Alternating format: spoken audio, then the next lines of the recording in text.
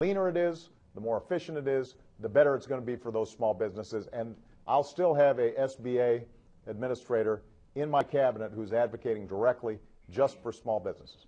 Great. And can I just add to that, Mr. President, that just my 2 cents to highlight that, just make sure the big businesses, who already have the resources, Right, that they don't crowd us out in this, combined, that we small businesses still have that kind of direct line as you go forward. That's all I would That's a priority for us because small businesses create most of the new jobs.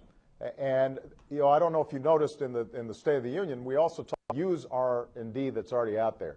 And that's something that we're going to continue to focus on, because if we can get more startups, more entrepreneurs getting their ideas to market faster, that's going to help contribute to overall economic growth and job growth. Thank you. Let's get Christine Wolf into the conversation here from Evanston. Christine?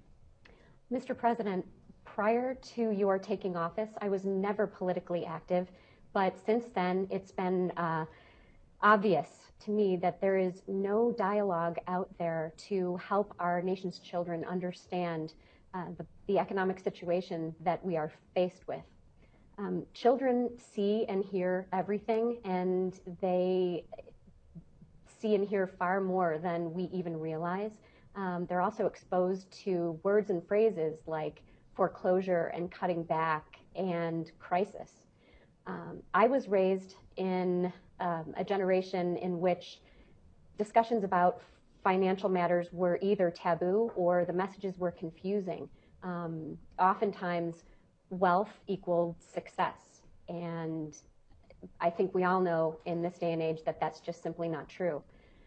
What I'm asking is what you would do to help create a new narrative for the children of our nation, to help them to understand and look ahead to life beyond this economic crisis that we're in.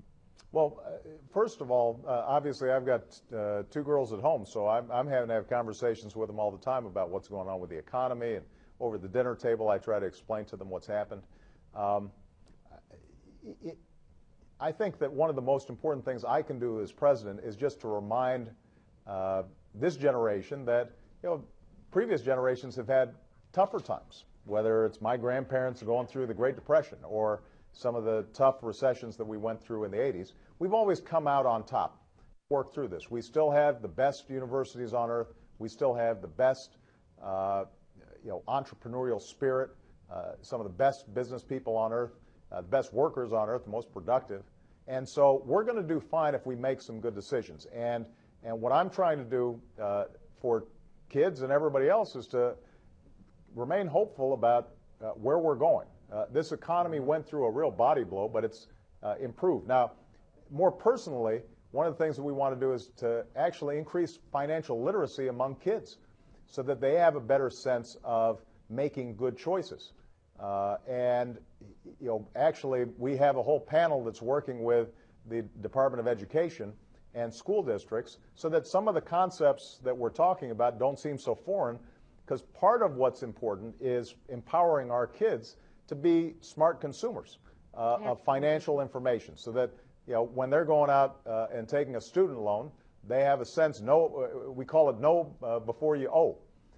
If they're going out there to buy their first home, we want them to be well equipped to make good decisions and not just judge themselves on how much am I purchasing, but judging themselves on, am I making good decisions that will empower me so that I don't get into a debt trap, so that I'm not just being judged by how much I'm consuming, but rather how much I'm producing and how much I'm contributing to the overall society. So that's a conversation that on the one hand we can have as a country as a whole, but each of us as parents are also going to have to make sure that we're trying to instill those kinds of old-fashioned American values into our kids. I appreciate that. Thanks. We send money to places like Pakistan and other places that are known to give money to terrorism, and I don't understand that. Why are we sending money to all that when we got guys out here, hundreds of homeless, and especially in D.C., that's like the biggest city with the most homeless.